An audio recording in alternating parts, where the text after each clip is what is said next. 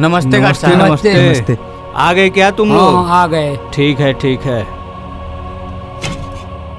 आओ आओ चल देखत का बाड़ी। बड़ी बढ़न कंपनी बा भैया। देखो ये कंपनी है। हाँ देख यही में हमनी के काम करे नहीं जा। देख कितना बड़ा बा। हाँ भैया। हाँ देख कितना बड़ा ही कंपनी बा। हाँ भैया बड़ी बढ़न कंपनी बा। हाँ हाँ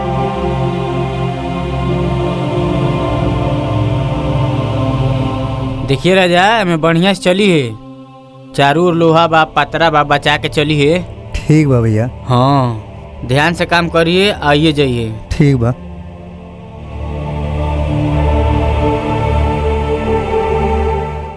नमस्ते साहब। नमस्ते नमस्ते। नमस्कार। क्या रे नमस्ते आ साहब। गया तू लोग गांव से? हाँ साहब आ गए गांव से। चाचा नहीं दिख रहे हैं, गांव गए हैं का?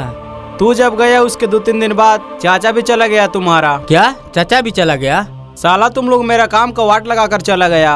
अरे साहब आप टेंशन मत लीजिए, हम लोग आ गए हैं ना, सब अब काम संभाल लेंगे। अच्छा ठीक है, अब आ गए हो तो जल्दी जल्दी काम पे लगो। और यही तुम्हारा भाई है क्या जिसके लिए बात की हो तुम? हाँ हाँ साहब यही है मेरा भाई। ठीक है, कपड़ा चेंज करके काम पे लग जाओ। ठीक है। ठीक है साहब। और इन दोनों को बोलो ये सारा सामान साइड में करने का। ठीक है चलो लोग कपड़ा तुम चेंज मशीन कर सेटअप लो। करो। कपड़ा तो ले ही नहीं खींचा। चलो एक वर्दी बना लो तब। ठीक बा। हो जा टांग दो।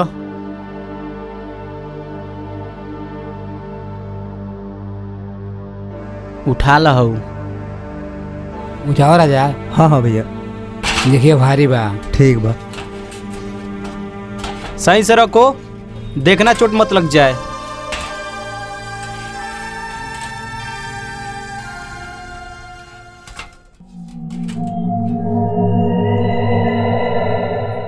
बहादुर गेट खोलो। हाँ साहब आ रहा। नमस्ते साहब। नमस्ते।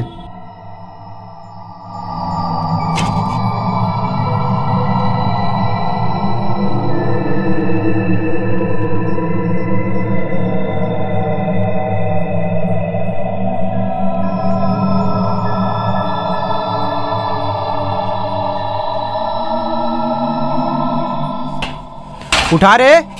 ऐसा भारी बा। हाँ हाँ बहुत भारी लग रहा है तेरे को। नमस्ते सर। नमस्ते नमस्ते। नमस्ते साहब। नमस्ते। क्या हो रहा है? बैठिए सर, काम चालू है सर। अच्छा क्या रे, क्या सोच रहा है? जल्दी जल्दी काम कर। एक काम करो रे। क्या रे अनिल, यही तेरा भाई है? जी साहब। चल चल काम कर। ठीक है साहब। सुपरवाइजर, इसका बाल तो देखो, शाहरुख के जैसा लग रहा है। हाँ साहब। क्या रे, हीरो बनने आया है क्या मुंबई में? बता रहे साहब को। ना साहब ये वही व्यापार करना शुरू हुए थे। अच्छा ठीक है, काम कर काम कर। ठीक है उठावा। सुपरवाइजर, काम कराओ, मैं जा रहा हूँ उठावा। ऑफिस। ठीक है चलिए सर। हाँ चलो, सरकावा उन्हें ठीक से काम करो। ठीक है साहब।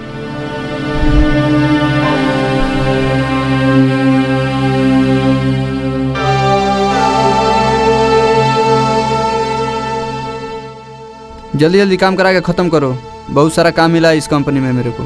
ठीक है सर ठीक है। अगर और आदमी का ज़रूरत पड़े तो बोलना। ठीक है साहब ठीक है, बोलेंगे।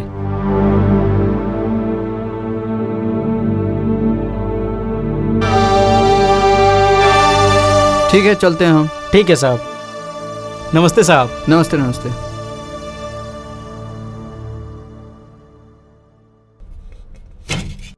बड़ी भारी बा भैया। भारी बात का करी हम, यही कुल काम करे के पड़ी। देखत अड़े यही पैसा ना मिलेला, बड़ा मेहनत करे के पड़ेला प्रदेश में आके। ठीक बा, ते तो गांव में बड़ा हीरोबाजी करत रहे है। जो कर, भारी बात का करबे। अबे आई सुपरवाइजरवा तो चिल्लाए लगी जो। हाँ जल्दी करो, अबे आज चला के बोले। हाँ हाँ जो।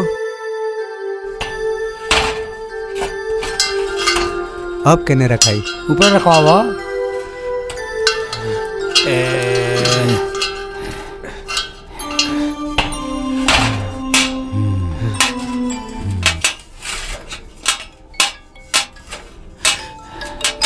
उठवाओ है के। हेलो। हाँ विशाल बोल। हेलो। हाँ विशाल बोल। का हाल बा राजा, कहाँ बाड़े? बढ़िया बा। हम तो मुंबई आ गए नी यार। कहिया गईले भाई? 3 दिन हो गए यार। और बताओ। हे और सब बढ़िया बा हमार। तो नहीं बताओ सो और सब का होता? दे बतियाई। हाँ हेलो राजा कासिम बोल तनी। हाँ कासिम बोल। यार गईले तो बतौले नहीं। ए यार बहुत मजबूरी रहले इस आगे नहीं। और बताओ। और मत पूछ, हमनियों को ये काम लगाओ, हमनियों का आओ तनी के। हाँ तया जसो काम तो बटले भाई जाए। हाँ लगाओ। ठीक बरे लाग जाई। आओ सो बतिया लिए। फोनवा रखवाओ ना। हाँ रे ठीक बा आवो सो पहले। ठीक बा बुलावे रखो ना आइए फोनवा। स्टेशन पे। रखो तनी। ठीक बा हम आ जाए। ए फोन रख, काम कर। चल ठीक बा अनिल रखो अपने भाई को समझा दे, काम करने आया बात करने आया। साहब अभी नया है, मैं उसको समझा दूंगा। ठीक है समझा देना, दोबारा ऐसा गलती ना करे। रख दो फोनवा, रख दो। ठीक है साहब, समझा देंगे हम। राकेश भैया काहे मोबाइलो बंद करा दलस ये? मोबाइल अलाउ नहीं है, अब कम तो भगा दी। चलो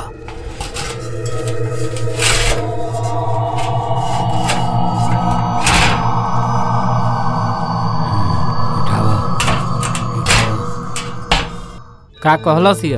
बोलावत तबा। तब चल भी है, चलल जाओ। चल ठीक बा, चले घरे। चल।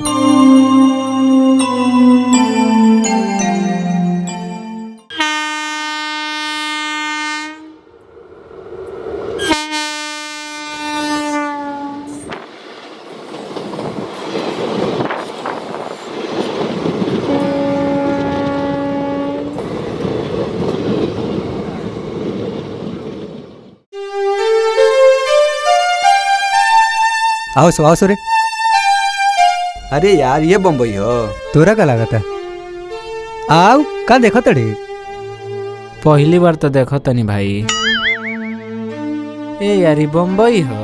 तेरा का लगा था? बम्बई नहीं हो। आओ जा अंदर, आओ जा। आओ सो अंदर आओ सो। बे निकाल जा, बैठा जा। खुश रहो भैया। नमस्ते भैया। बैठा सो बैठा जा। बैठा सो।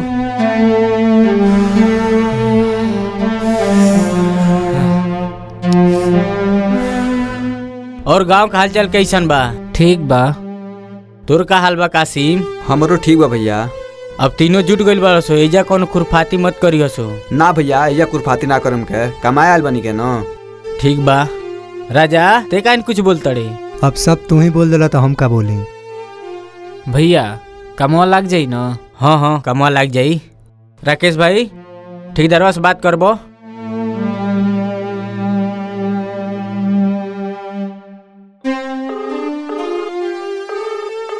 हेलो। हाँ बोल। हाँ साहब राकेश बोल रहा हूँ। हाँ राकेश बोल, क्या कर रहा है? साहब जो लड़के आए गाँव से लेके आएगा कंपनी में। हाँ ठीक है लेके आ जा, काम बहुत है। ठीक है साहब। ठीक है रख। लो ये बात हो गई। ठीक बा, काम के तो बात हो गई। जा कपड़ा उपड़ा चेंज कर लो। राजा जा दुकानी पर से चावल ले आओ, चावल नहीं खे। चलो राकेश भैया चलो ले ले आओ। चलो कपड़ा उपड़ा चेंज कर सो आओ तुम जामनी के। ठीक बा, जो जल्दी आइए। ठीक बा। आराम करा तनी के। थकान हो गई भाई यार, ट्रेन में सफर करते करते।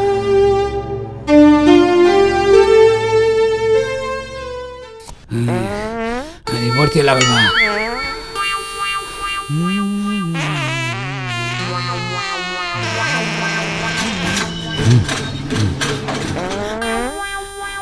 राकेश भाई उठ गइल का हो? उठ तीन उठना सुखनाई हो ना, जा जल्दी जगह पे जाओ।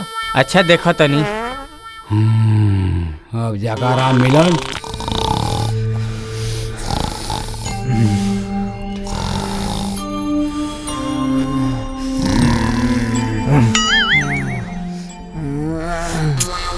हटाओ।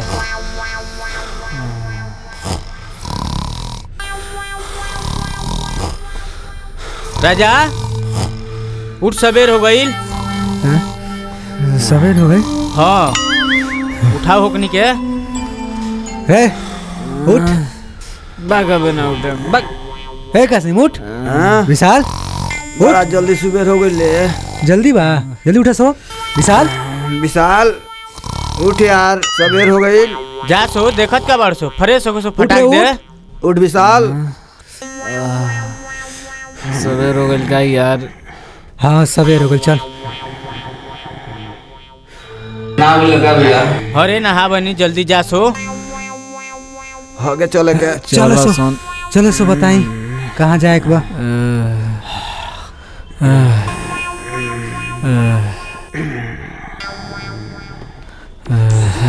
आओ सो।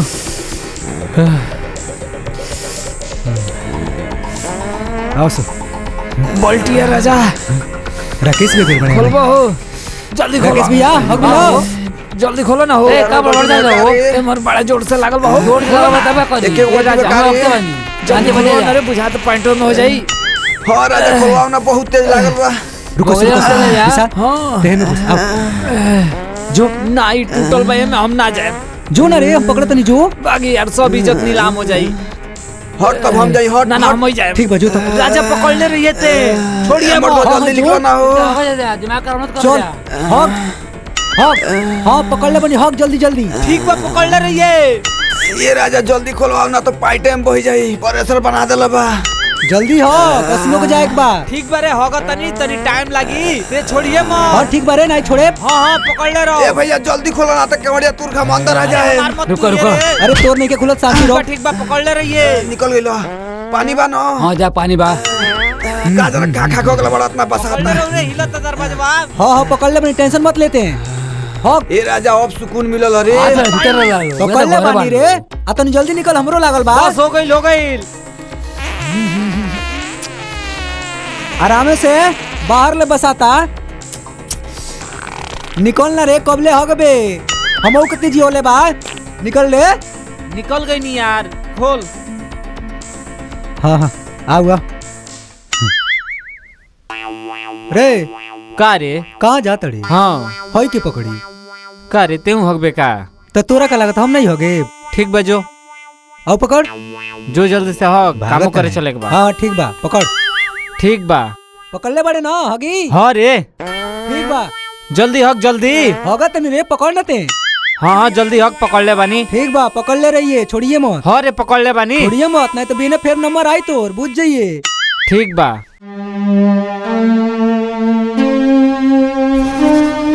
भैया हाँ खाना ना निकल रहा हो। खाना ले ले बानी जल्दी चलो सो ड्यूटी लेट होता। हम का खाए वही जा खा खाना लियो नहीं सो। खाई? खाइल बा। खाना ले ले बानी। ले वर्दी ले ले शर्ट दा तब केने बा। ये जा पहले जा बा अरे ले पहिर रे। दे ई के कर रे। हमारा हो पहले लगा ले वर्दी में पुराने हो। चलो जा लेट होता।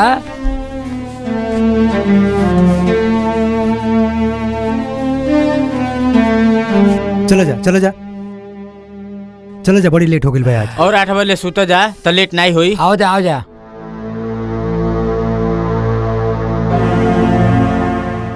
आ रहा रुको। नमस्ते नमस्ते साहब। नमस्ते आवाज नमस्ते नमस्ते नमस्ते। नमस्ते।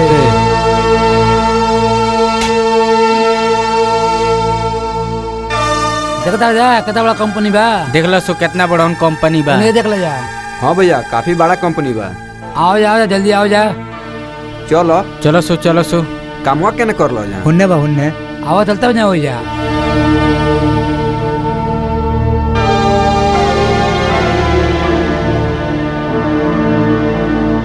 बड़ा बढ़न कंपनी बा।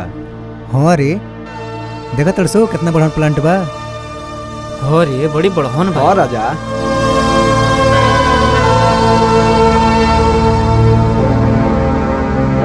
नमस्ते साहब। नमस्ते आओ। नमस्ते साहब। नमस्ते साहब। नमस्ते साहब। देखा जा ये काम बा। यही दोनों नए लड़के हैं। हाँ साहब। इधर आ रे। जा सो।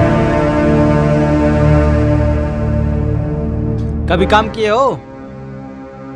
कहता सो हाँ हाँ साहब साहब किए हैं। ठीक है चलो काम बताता हूँ किधर काम करना है। आओ। टाइम हाँ, दो। भैया।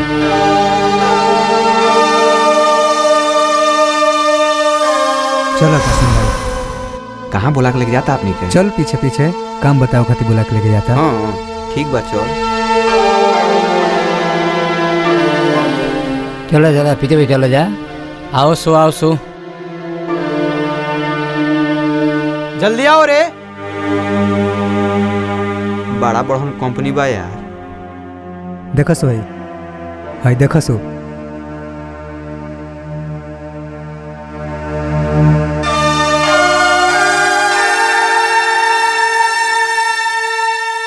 आओ। अनिल, हाँ इधर आ साहब। रे। ये जितना पाइप गिरा हुआ दिख रहा है, ये सारा पाइप सीधा करके सही से रख दो। ठीक है साहब। मैं ऑफिस में जा रहा हूँ सर से मिलने। ठीक है, ध्यान से काम कराना। ठीक है साहब। ठीक है, काम पे साहब, लग जाओ। जाइए। जितना जल्दी हो सके खत्म ठीक करो। है। देख लो जाइए, काम बाट है। अनिल भैया एम इतना बड़ा पाइप उठाव पड़ी। आज दा गोवा के नेबुआ तुरा कल का ना हुए काम करक पड़ी एते बारी बारी उठावक पड़ी। इनकरा याद बा पिटाई रहला तो। ये तो बतले बा अब वही उठाओ। हाँ भैया, ये मर्द इतना बड़ा पाइप उठाल जी हमनी के हो। यही से कहते नहीं पढ़ लिख ले, नहीं तो इहे कुल नौकरी करे के मिली। पढ़े के बेरा तो एने ओने दुका दुका करते ले गाँव में। चलो चल कर।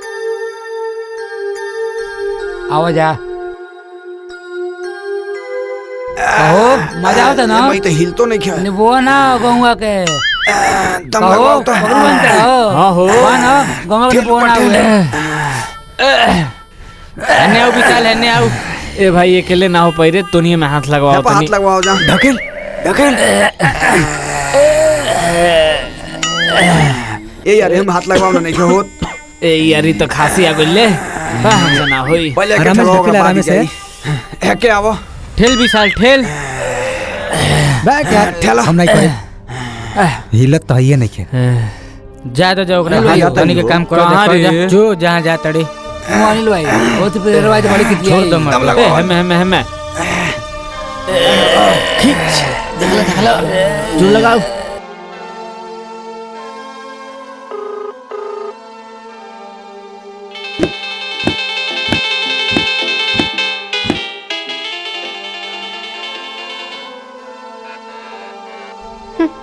आपके द्वारा डायल किया गया नंबर अभी व्यस्त है। अरे ते कहाँ फोन मिला लगले? वही तो ना। आओ जल्दी आओ हन्ने। ए में रखो जा, बड़ी भारी बाटे।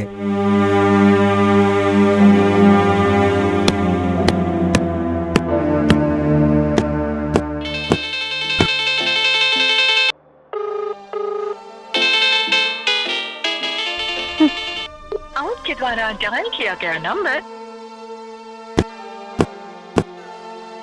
काहे फोनवा काट दी तड़ी। आओ ना रे, आओ जल्दी। ए मत आवो अबे भैया। सुपरवाइजर बा आई त लाई गरमावे। हम नहीं आए। उन्ने कहा रे? आओ तनी रुको। ए मर्द का आओ गोली तनी चंपा को के। शान बानी। चल विशाल ढकेल।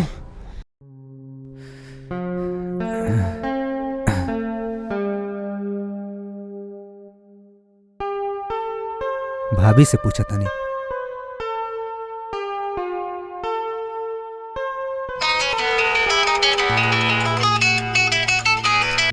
हेलो। हाँ बाबू बोली। भाभी तारा से वो काम रहला हो, कौन काम जी बताई? तनी गौरी से बात करा दो ना। हम जानत रहनी रउआ ओकरा खातिर फोन कइले बानी। तो बात करा दो ना। कॉली ओकरे नंबर पर फोनवा।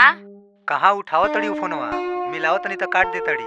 हाँ लागत रिसिया गइल बिया, रउआ बाहर चल गइनी ह त। भाभी अब तू ही कुछ करो ना, कह दो ना उठावे वो फोनवा।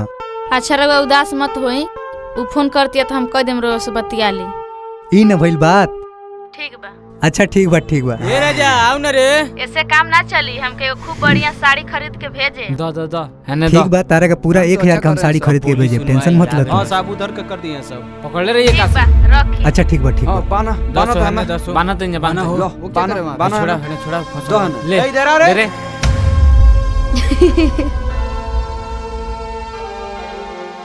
खींच रे बिसलवा। हरे खींचा तनी। ले खींच खींचा सो। खींच। अनिल, तेरे से क्या बोला था मैं? तुमसे बोले थे ना कंपनी में आने के बाद मोबाइल इस्तेमाल नहीं करना है। अरे साहब वो नया है, मैं समझा दूंगा उसको। समझा दे उसको, नहीं तो काम से निकाल दूंगा फिर। क्या रे, कंपनी अपने बाप का समझ कर रखा है क्या कि फोन से बात कर रहा है बैठ के उधर? सर घर बात कर रहे थे। तेरे को घर बात करना है तो घर चला जा, काम के टाइम बात नहीं करने का। क्या रे, तू नहीं इसको समझाया कैसे कंपनी में काम करना है? सर बोला था कंपनी में बात नहीं करने का। आइंदा कभी बात करते हुए दिख गया तो कंपनी से बाहर कर देना। कंपनी को मजाक बना के रखा है।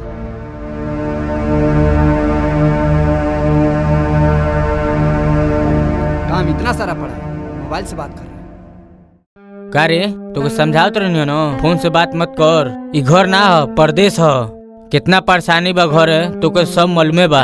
अबे कंपनिया में से बाहर कर दिया तोके चाहे हमके कितना दिक्कत हुई घर है। ठीक बा भैया अब ना बतियाए। तबे माना कहनी हम मान गए होते तो बोली इतना ना सुन लेती। तनी बतियों को मानल कर हमारा। ठीक बा भैया अब ना बतियाए। चल अब काम कर।